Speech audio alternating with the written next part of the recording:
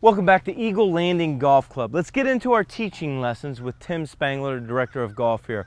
He's a great player and a great instructor.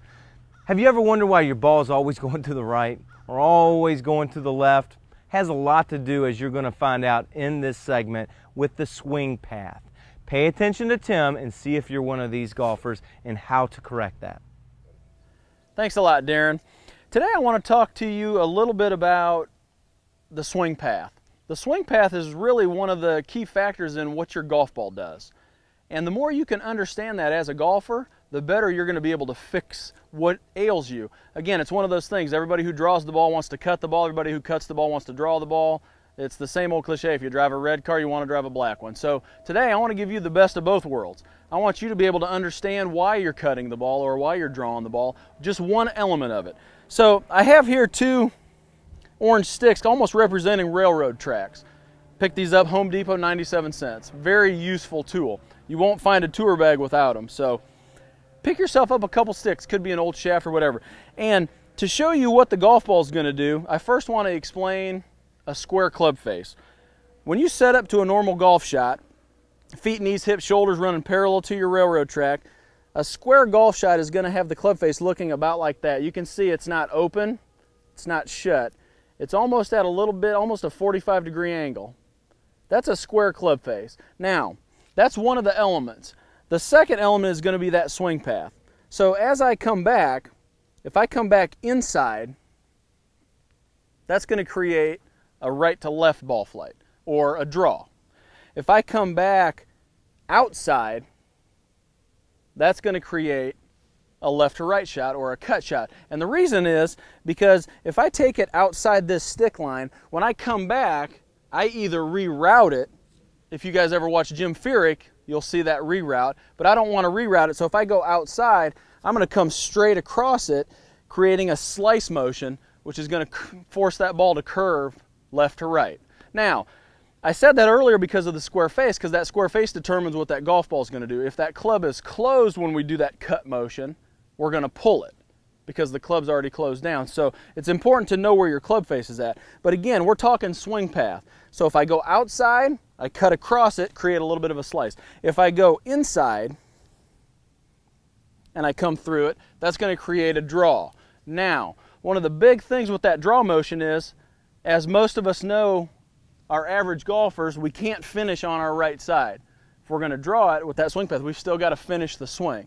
So just to recap, to understand your ball path position, we're going to go outside and cut across it, creates that little bit of left to right. We're going to go inside and come in more from the inside to create that draw motion. So understanding this, if you play a big slice, chances are you're probably taking the club a little outside or your club face is open. So if you can correct that, and the best way to correct that, and we'll demonstrate right here, put this railroad track down, put your golf ball about 3/4 of an inch from that stick, and all you want to do is to be able to hit a shot without hitting that stick. So you're going to backswing, swing, and try to hit that ball without hitting that stick. So let's go ahead and give it a try.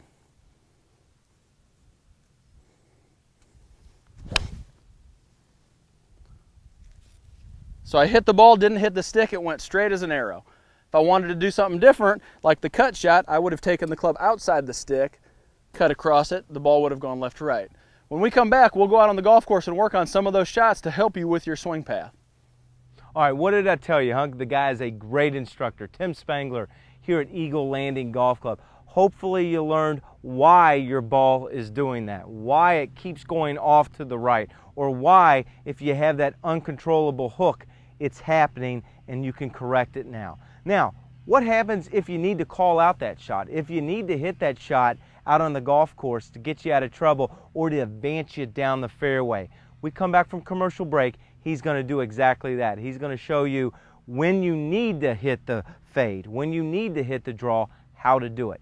If you missed at the top of the show, we talked about golf course condition and rates. Conditions are perfect, rates are even better. We're at Eagle Landing Golf Club and we'll be right back.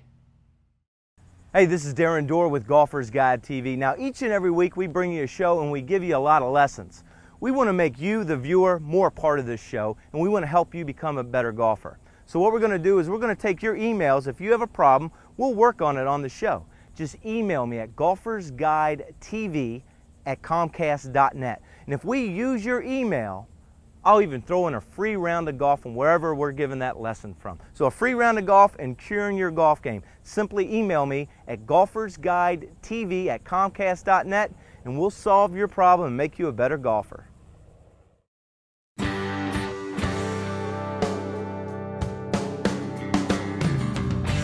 Welcome back to Eagle Landing Golf Club. We're going to go back onto the golf course and work with Tim Spangler. In the first segment, we talked about the swing path and how it relates to where your ball goes and why it goes that way. Now in this segment, we're going to call on that. We're going to try to hit a fade, try to hit a slice. Pay attention to this tip. Welcome back, everybody. Earlier in the segment, we talked a little bit about swing path, just so you, the golfer, could understand why the golf ball goes left, why it goes right, why it goes a little straighter. So again, just remembering that straighter we take it back, the straighter we're going to be able to hit it. We take that club outside, cut across it, we create a little bit of a slice or a fade. We take it inside, create a little bit of a draw or a hook. Here we are on the golf course. We're faced with a shot. We've missed our tee shot just a little bit to the right. You can see we're faced with a clump of trees in front of us. But through those trees we see the bunker, and that's where the pin is, and that's where the green is, where we want to go. Now, most of you who are already hitting the ball to the right, you can set up for your normal shot. You already cut the ball. But those of you who tend to play a draw or who don't have as much success cutting the ball or fading the ball, we're going to go over that little swing path stuff. So, as I can see, if I set up square right toward the target, and you, the viewer, aren't going to be able to see that target because there's trees in the way, this is where it's going to put me. So I'm going to have to go through that tree, through the other trees, to get that ball to the pin where I want it to go. So here's where I want you to set up and try this shot. We're going to be all swing path. So I want you to set your golf club up just left of that tree that's in our way. So we're going to go just club face just left of that tree. We're going to set our feet up parallel to that, just like our railroad tracks we talked about earlier. Got the ball middle. I've taken one more club too than the distance requires because I'm going to fade it in there, so it's going to have a little bit more height on it. It's not going to be as boring through the wind. So I've got the ball middle. Everything I'm doing is left of that flag, that tree. Now, is what I'm going to do from here is, as we mentioned earlier, I'm going to take this club straight outside and I'm going to cut across the ball, almost in an X fashion. I'm going to cut straight across it. So slow-mo that. I'm going to go here. I'm going to take it outside and I'm going to just cut straight across that ball. So what's going to happen is that golf ball is going to start out left. It's going to have a big slice on it, and it's going to get us hopefully up in front of the green, if not on the green. Might have a birdie putt or a birdie chip. So let's give it a try and see how we can do.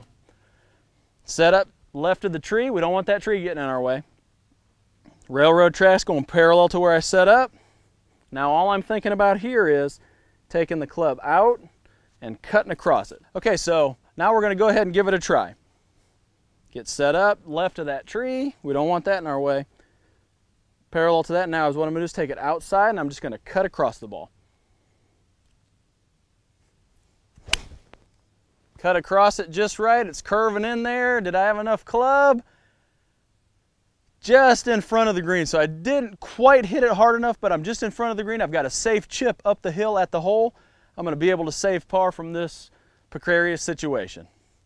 If you try that move, give yourself a little bit of work with it, you too will be able to pull off that, what I call that little slice out of the woods to get you back into position on the golf course. All right, if you're wondering how to hit that slice, that rescue shot, that is how you do it. How often on Sundays do we see Tiger make a miraculous shot like that and you wondered, wow, how did he do it? Well, Tim Spangler just told you right there. So we come back from commercial. Conversely, we're going to show you how to hit that hook. But I want to talk about this little hole that I'm on here. It's number 17 at Eagle Landing. Standing right next to kind of their signature on this hole, it's the church pews. And this is where, if you have a nice fade, you can get around this corner. Maybe you could hit this into Eagle Landing Golf Club. The golf course is in great shape. The rates are perfect. You need to come out and play it. Stick with us. We'll be right back.